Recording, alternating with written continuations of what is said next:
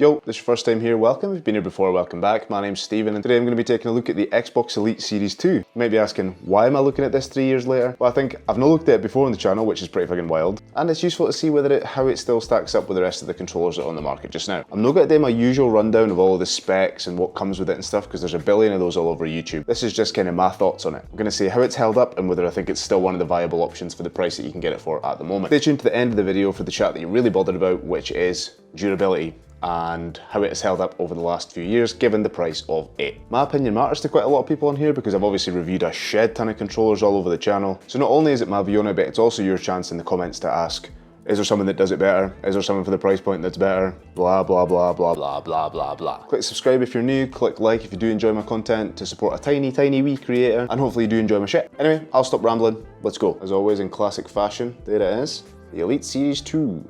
Woo! Amazon, 142 quid.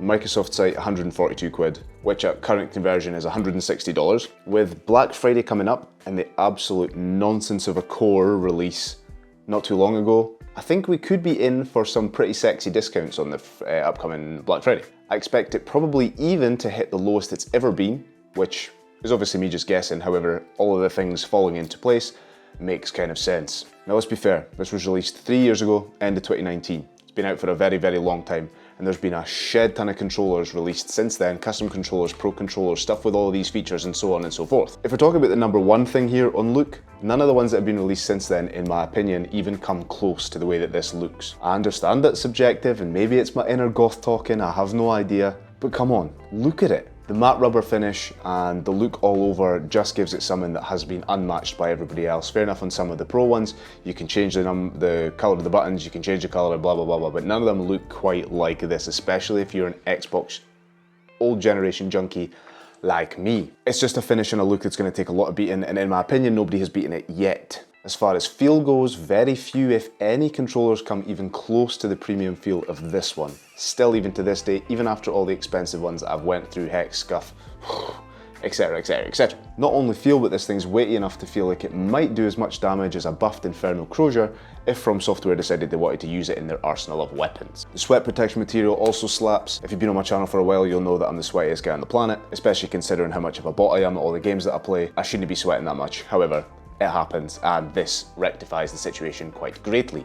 As far as features go, it has them all. I'm not doing a rundown of them, I'm just giving you roughly what it does and the things that it has in it. But features wise, obviously it's got everything that you would expect from a pro controller, except my favourite buttons, which are these, inside of the triggers. You will find them on some of the Razer lineup, and yeah, they can come in clutch depending on their playstyle. So yeah, as far as feel goes, even compared to some of its very expensive counterparts, this thing is the most premium feeling controller I have ever laid me hands on, me grubby little sweaty mitts. So, all of that aside, we know that the whole thing bangs. How does it hold up over time? We know things to do with stick drift, things to do with button placement, and so on and so forth. Those are now becoming the main reason why people are buying a specific controller, things like Scuff, things like Hex, things like modded controllers, whatever, all that kind of stuff. It comes down to durability, right? So what I'm going to do is I'm going to break it into two bits. I'll give you my experience of this specific controller and how it's held up and the stuff that I've come across and haven't come across, then what everyone else says, and then it will let you make your decision based on that if you are going to shell out this amount of money for a controller. Because we have 3 years now of Reddit threads and people talking about their issues with it, we have a pretty large amount of data to find out the issues that have went wrong. So on this, on the right stick, teensy weensy bit of stick drift. Not enough to even be noticeable unless you're farming AFK in a game or something, you might notice it moving slightly, but that's kind of it. No other stick drift on the other parts. I've tested it to within an inch of its life. Fine, no stick drift. Well, I say none, but tiny little. Your average Joe player is not going to notice that even remotely. And like everyone else, which seems to be a common issue, is a slightly sticky A button that just is a little bit sticky. The throw is a little bit less than it was when it was first purchased. That's absolutely nothing like the sticky button syndrome on the Razer Wolverine Ultimate. Piece of dog shit. And the fact that it developed non-existent travel in 6 minutes of playtime or whatever it was. But yeah, nothing like that, just a tiny little bit. You can feel it. It's not like it was when it was new, but it's been played with for a few years, so why would it be? For me, nothing else to note. No returns, no nothing. Totally fine. Those are the two things with a controller for that amount of time, however many years you would expect some slight issues, or I would personally, and that is all I've come across. Now everyone else, a little less fortunate and probably a little bit louder than me on the problems. let's be clear, right? So if you have 100 people that buy the controller, 50 have a great experience and 50 have a bad experience, for whatever reason. Of the 50 that have the good experience, you might hear from on the internet maybe like 4. But the people that have the bad experience, you might hear from 40. Okay, so therefore you've heard from 45 people, 5 are good and 40 are bad.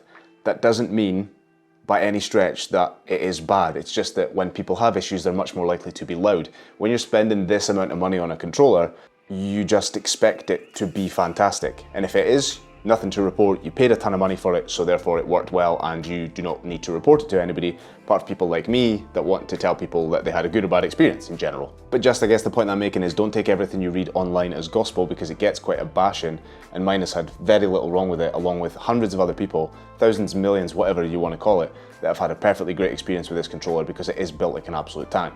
So, issues other people had. The sticky button issue that I mentioned, this seems to be in all the threads.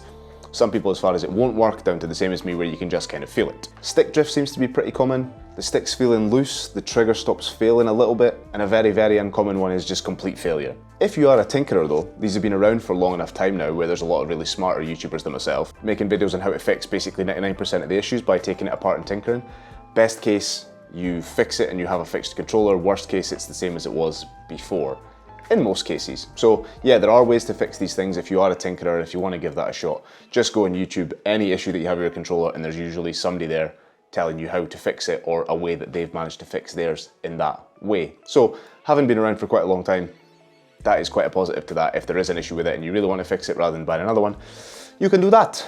So, my take on the Elite Series 2. I guess the two reasons for this was, one, just to give you my view after quite a long time, and also to open up the comments if you're thinking about buying it, if you want me to recommend it over another controller or so on and so forth, then do that. The short of it, this thing bangs hard. It'll take a very long while for Xbox to beat it, I imagine. They had the pathetic excuse of the core controller that they just released, which I'm not even going to pass comment on because it's basically just the same but without the parts. I don't understand, whatever. But yeah, Razer are only just now starting to catch up to it with the V2 Chroma and so on, so it's taken them quite a while to catch up, so I'll be expecting big things from Xbox when the V3 does come along. It will be interesting to see what the PS5 DualSense controller looks like. I've done a little review, I'll put that up here, of my findings from the release trailer and what I think will be, what the price will be, whether I think it'll be worth looking at, and whether we're excited for it. But it'll be interesting to see what they do, given what Xbox have managed so far. I would imagine that the DualSense will come out and then Xbox will do the V3 with some upgrades and it'll be, streets ahead of the DualSense controller. It's just my guess anyway. Let me know what you think down below. If you have one, if you're thinking about getting one, if you want me to compare it to something else, so on and so forth, give me a shout. But be sure to subscribe if you do enjoy my content, leave a like, leave a comment, do what you need to do. Thanks so much for watching and I will see you in the next one.